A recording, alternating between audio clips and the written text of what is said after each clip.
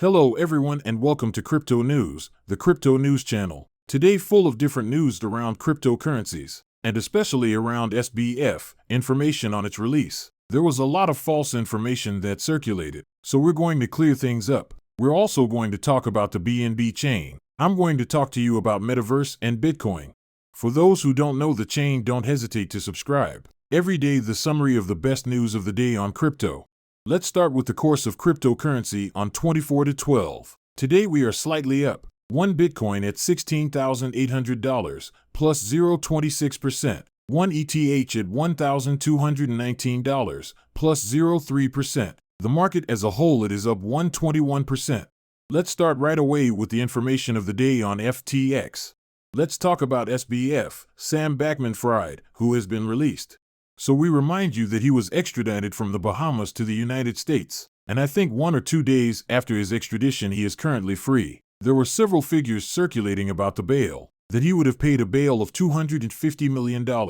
People said it's nonsense. SBF is using it, in fact, the funds of the users he stole, to be able to leave the United States free while he was in prison in the Bahamas.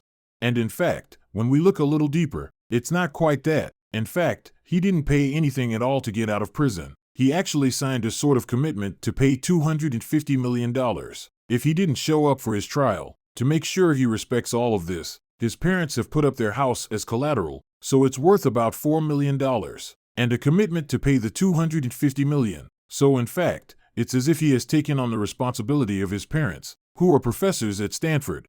And in fact, the judge thinks at this point that there is little chance he will flee. After voluntarily choosing extradition to the United States, he did not fight extradition. It could have taken several months, several years between the Bahamas and the United States. Here he voluntarily accepted all of this. And so they say, there is little chance he will flee, otherwise he would not have accepted extradition. But in any case, he did not pay $250 million. It's not the money he got out. It's even simpler than that. It's just a promise to come to his trial. So I found it pretty amazing anyway.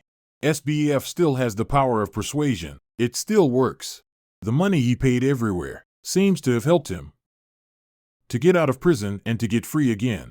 Which is also funny. It's Caroline Ellison. She paid a bond of $250,000. So here we are talking about a much more bail week.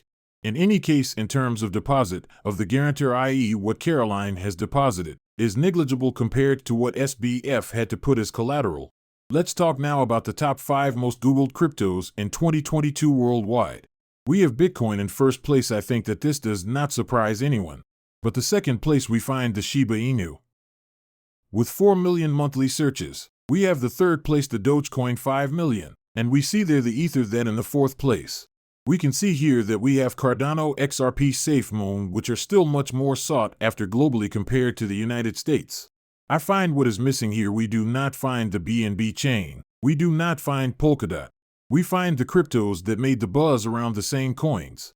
SafeMoon has been getting a lot of buzz lately. A lot of buzz driven by influencers who really promoted SafeMoon.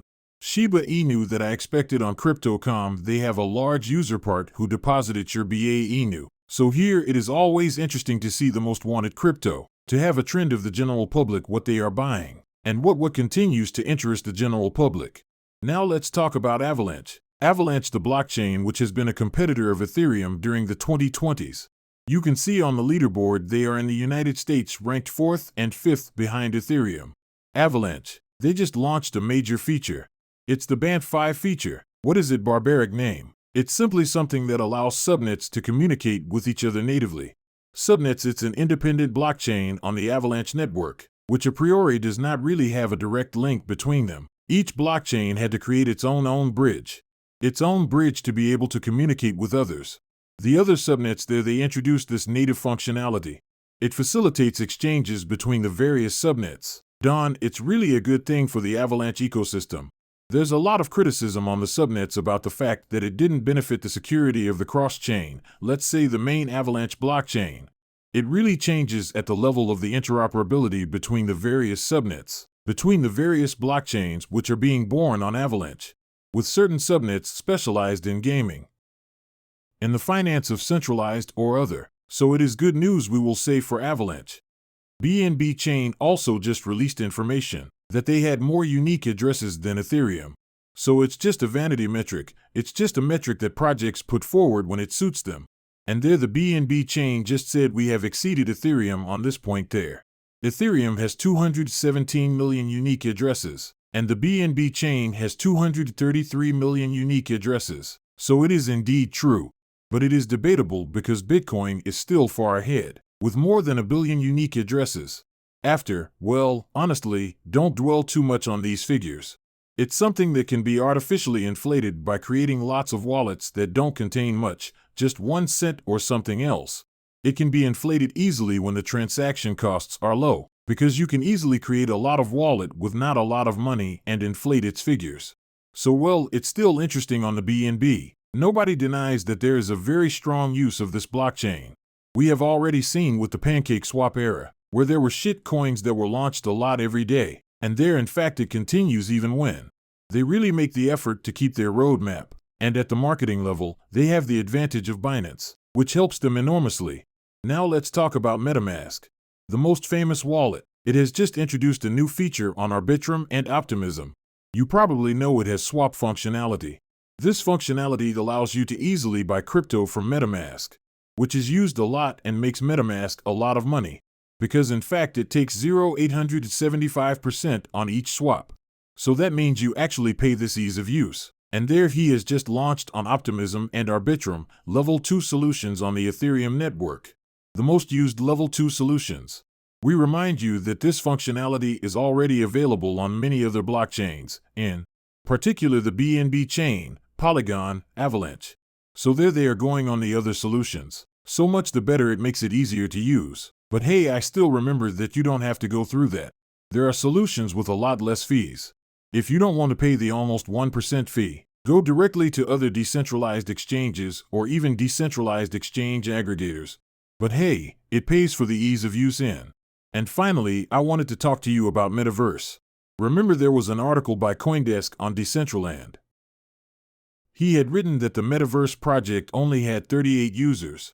They redid an article on the subject saying, okay, we listened, it's true that there were figures which were not necessarily correct.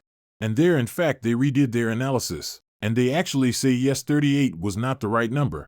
But today we find a number around 800, between 500 and 800. There are several different numbers. Nansen tells us 528, Catalyst 600. So let's say less than 1,000 active users per day on Decentraland. It's still not a lot.